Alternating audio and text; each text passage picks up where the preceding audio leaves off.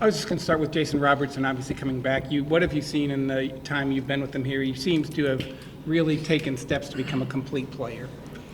Yeah, you know what? I think Robo understands through 2 long playoff runs the importance of detail, this time of year. And, to his credit, he came in and he didn't try and do too much. He stuck to the game plan. He contributed in a bunch of little ways last night that maybe didn't show up on the scoreboard, but helped us win a hockey game.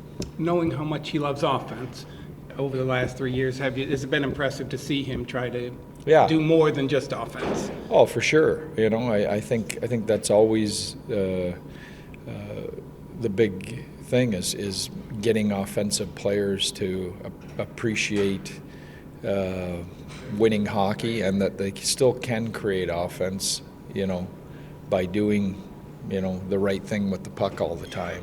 And I think he's bought into that. I've said this for years in my time with him. I think he's a really underrated defensive player. I don't think he cheats. I think he's heavy and hard on pucks. He's more physical than people give him credit for. I think he doesn't get enough appreciation for what he does on that end of the ice. Oh, go ahead. You have him on your third line. You have Wyatt Johnson on your Yeah. third line. You have Mason Marchand on your third line. I mean, that just seems like an amazing luxury Yeah. of depth this time of year.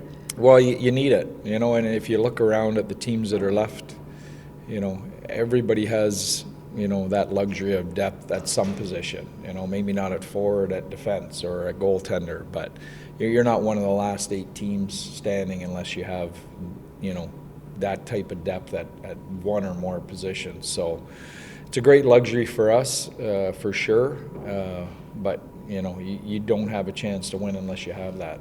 And we listen, we don't get out of the first round unless we have it, because our depth's been tested big time with the injuries we've had.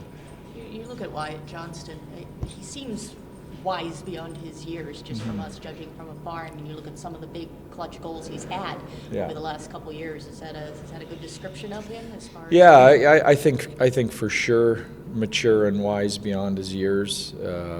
Even when you're speaking to him, he's got great instinctual leadership to him. I think he's going to wear a C one day for the Dallas Stars. There's no doubt in my mind. And he's learned from the best. Joe Pavelski, now Jamie Benn. But you forget sometimes, how young he is, until you get reminded, different things. When a list comes up and it says, he's the youngest player on this list to score 30 goals, or, it's incredible the names of the players that he's in the company of and some of the things he's done. Is there just an instinct that some guys have, even at that young age, where they just, there seems a fearlessness? He knows where to be, when to be there, and Yeah. I again, that's what makes you a special player. I've said this before, but I coached Bergeron at 19 on a world junior team, and he stepped into the NHL and was doing similar things. I think he has those type of instincts, and that's stuff you can't teach. He has a confidence to his game, and he has just a great IQ.